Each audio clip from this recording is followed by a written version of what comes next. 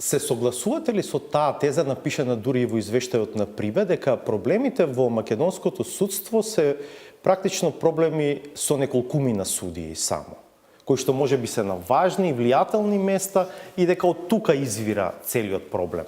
Па не би рекла. Зошто? Не би рекла дека само неколку судии се виновни за општата состојба во судството. Може би е бројот малку поголем. Јас би била среќна да е навистина мал бројот на судии кои што не заслужуваат да ја носат судиската тога. Но мојот впечаток е малку поинаков. Дека сепак поголем број од судиите.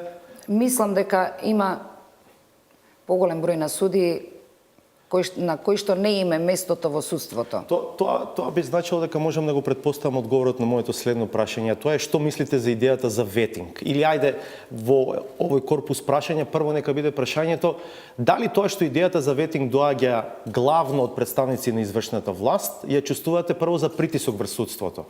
Бидејќи го видовме, да речеме, председателот на Советот на јавни обвинители пред некој ден со изјава дека е загрижен за самостојноста на јавно обвинителската заедница поради таквите изјави кои што доаѓаат од надвор и главно од извршната власт. Па не знам од каде да почнам да ви одговарам на ова прашање, да, на вистина. сега, Не, од друг аспект тоа го говорам. Ајде да тргнеме оттаму околу притисокот. Во никој случај, ама баш во никој случај не го сметам тоа за притисок на извршната власт врз судиите, ниту мешање во работата на судиите, не само сега додека е оваа партија на власт и било која партија да е на власт, моето мислење ќе биде такво.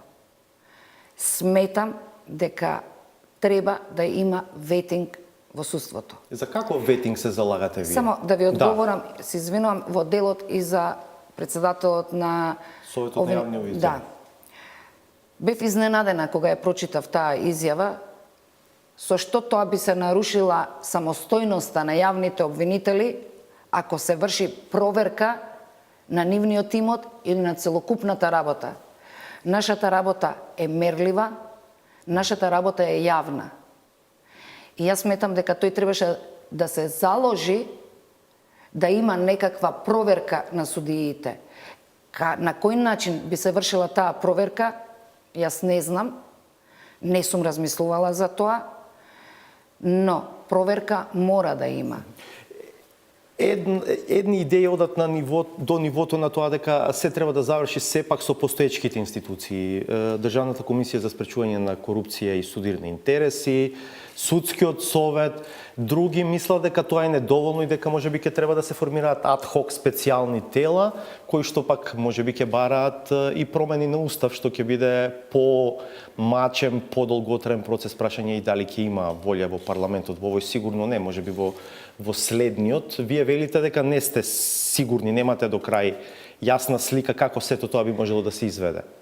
Во поглед на менување на устав, не само овој парламент, јас не очекувам дека и во друг состав би имало согласност и би се обезбедило тоа двотретинско мнозинство за менување на уставот, но доколку има силна волја кај политичарите, може да се спроведе ветинг без менување на уставот.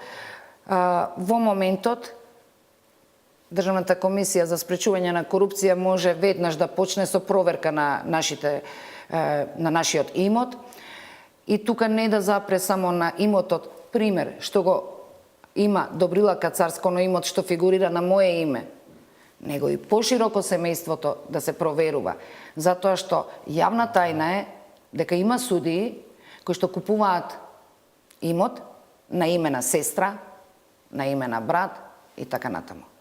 Навистина? Значи, може да почне таа комисија со таа проверка. Ветингот не би бил целосен ако се гледа само нашата материјална состојба. Треба целокупното однесување на еден судија да се гледа, затоа што јас велам.